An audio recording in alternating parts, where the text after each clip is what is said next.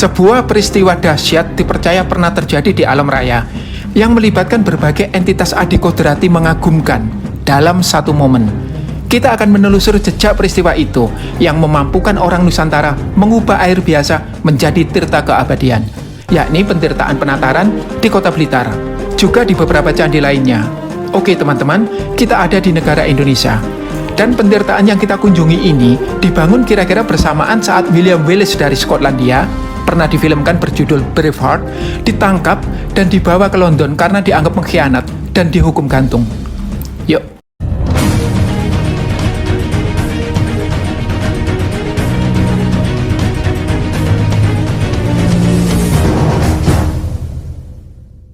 Demi kenyamanan menonton video kami, tekan tombol ini untuk memunculkan subtitle bahasa Indonesia maupun bahasa Inggris. Anda pun dapat mengatur speed video dengan menekan tombol ini. Seekor ular naga membelit sebuah gunung di tengah samudra. Kepala sang naga dipegang beramai-ramai oleh bangsa Asura yang berwujud raksasa. Sementara bagian ekor naga ditarik beramai-ramai oleh bangsa dewa. Bangsa dewa dan bangsa Asura yang ditakdirkan selalu berperang, kali ini bekerja sama untuk mengaduk samudra. Naga Besuki menjadi talinya dan Gunung Mandara menjadi pengaduknya, diputar laksana gasing. Dewa Wisnu yang memimpin misi akbar itu mengubah diri menjadi kura-kura raksasa bernama Akupa dan menyangga Gunung Mandara agar tidak tenggelam. Tujuan pekerjaan Mahabharat ini adalah pencarian tirta amerta, yakni air keabadian yang tersembunyi dalam lautan susu Sirarnawa.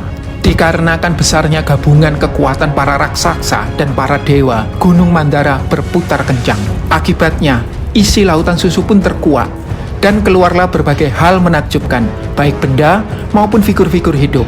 Misalnya, para bidadari yang kelak menjadi pasangan para dewa, seekor kuda terbang, pohon kebahagiaan Kastubamani, dan pohon kalpataru yang berbuah harta, seekor sapi pengabul permintaan, dan lain sebagainya. Namun yang terpenting adalah munculnya Danwantari yang membawa kendi berisi air keabadian tirta amerta.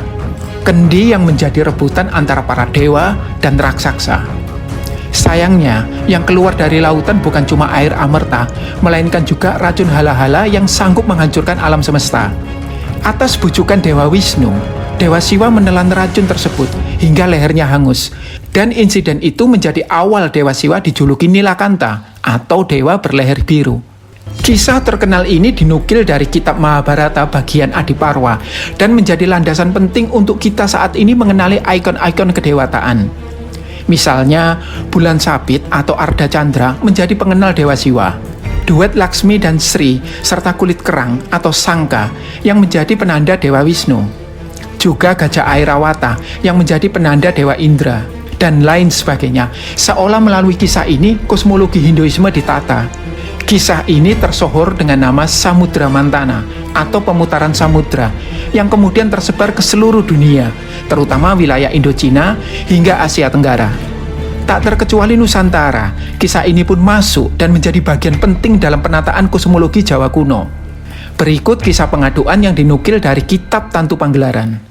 Pulau Jawa yang terombang-ambing di tengah samudra membutuhkan pemberat untuk membuatnya stabil. Batara Guru, yakni raja para dewa, memerintahkan para dewa, resi, bidadara, dan Gandharwa untuk memotong Gunung Mahameru dan meletakkannya di Jawa agar pulau ini stabil. Gunung Mahameru tidak lain adalah Gunung Himalaya di India.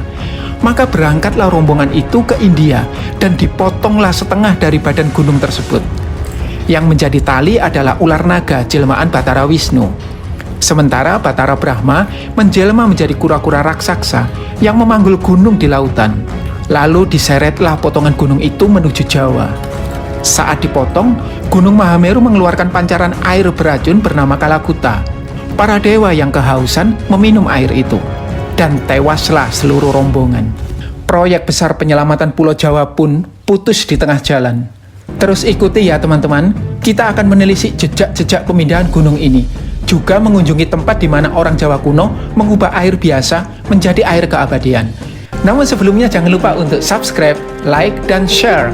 Tindakan yang mudah bagi Anda, namun berpengaruh besar bagi pekerjaan kami, mengembangkan kanal yang akan memperkaya perspektif Anda. Setelah para dewa tewas, Batara Guru pun turun tangan memeriksa racun Kalakuta yang mematikan.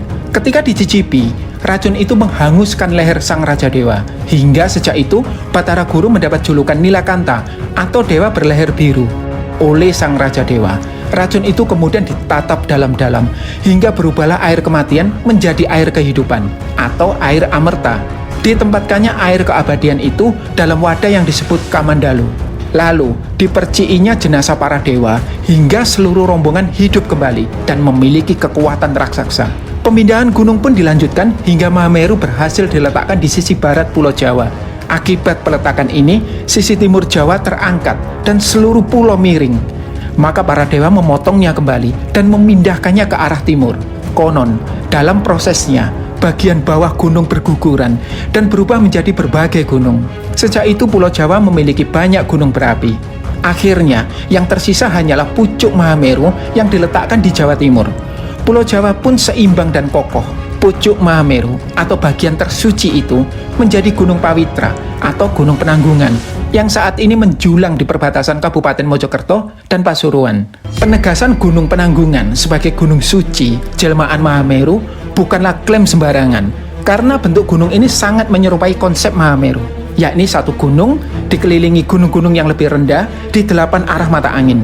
Hal ini cocok dengan konsep Nawadewata, yakni para dewa penguasa 8 penjuru mata angin dengan Dewa Siwa di pusatnya. Tiada gunung yang senyata ini kemiripannya dengan konsep Mahameru. Disinilah sebenarnya pusat kosmologi Jawa kuno, tempat para dewa bertahta. Maka tak heran, terdapat ratusan situs kuno di gunung ini, meskipun baru sebagian yang terkuat. Negara Kertagama menyebut Gunung Pawitra satu dari 7 gunung suci para pertapa.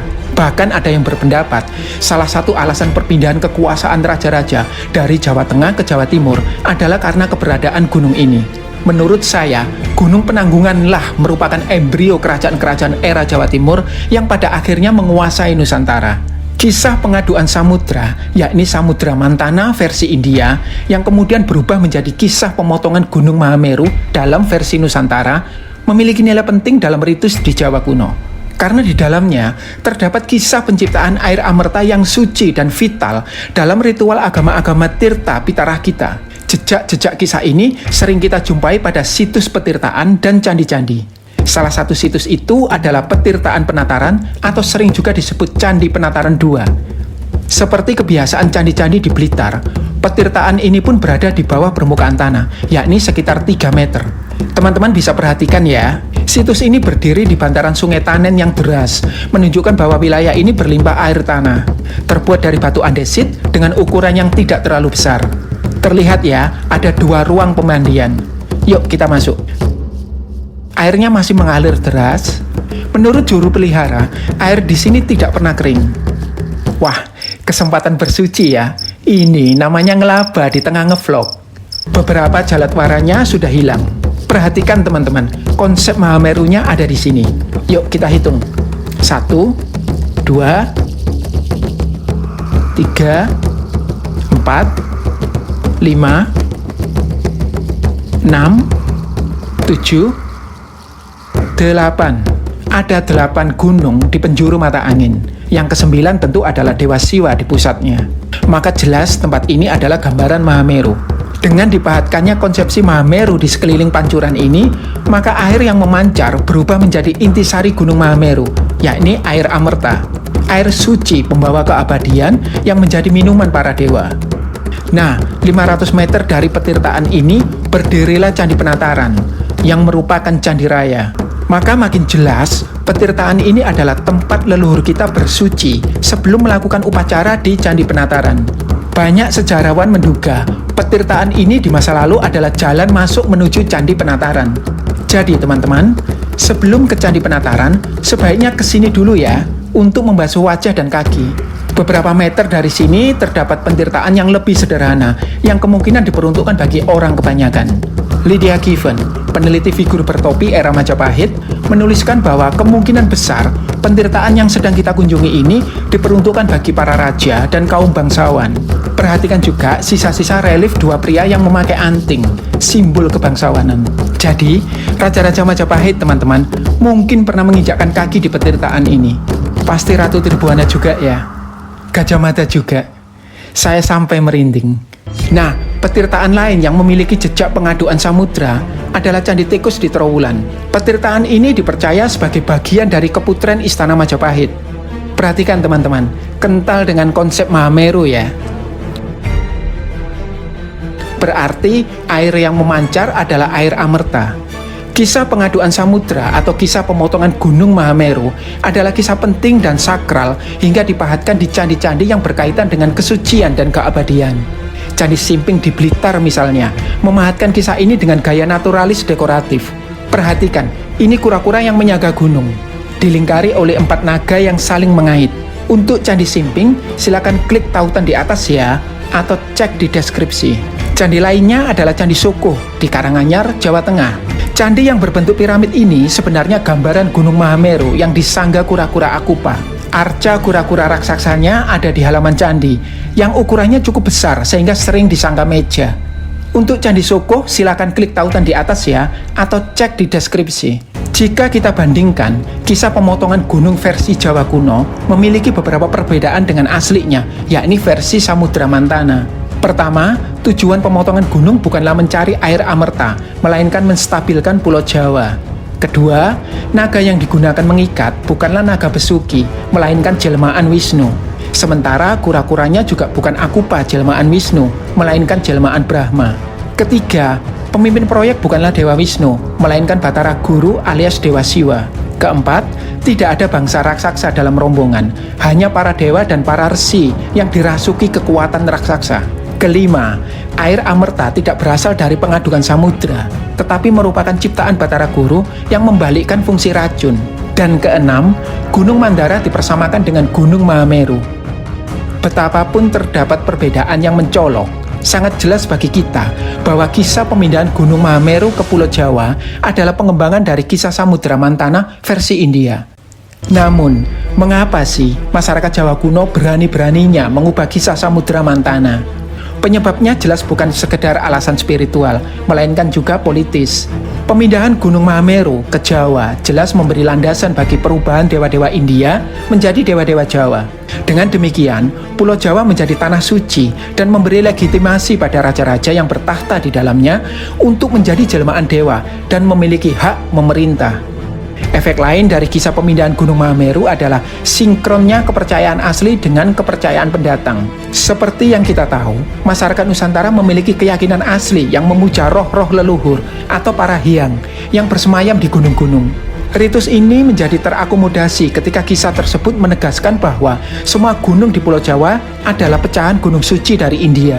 Kesucian gunung-gunung itu kemudian dikukuhkan dengan didirikannya bangunan-bangunan candi yang selalu menghadap ke arah gunung. Maka bisa dibilang, meski sempat mengalami Indianisasi, seni dan budaya Jawa kuno kemudian melepaskan diri dari pengaruh India dan berkembang secara mandiri hingga memuncak pada masa akhir Majapahit. Namun terlepas dari perbedaan yang ada, kisah pengadukan samudra dan pemindahan gunung memiliki 2 kesamaan mencolok. Yang pertama adalah adanya kerelaan untuk berkorban, seperti naga Basuki yang rela menjadi tali dan kura-kura akupa yang rela menanggung beban. Padahal itu peran yang tidak menyenangkan. Kesamaan kedua adalah adanya kerjasama yang solid di antara tokoh-tokoh yang terlibat. Bahkan dalam versi Samudra Mantana, bangsa dewa yang ditakdirkan berseberangan dengan bangsa Asura dalam pertempuran abadi ternyata mampu bekerja sama, dan hasilnya sungguh dahsyat. Gunung pun terpenggal dan lautan pun terkuak.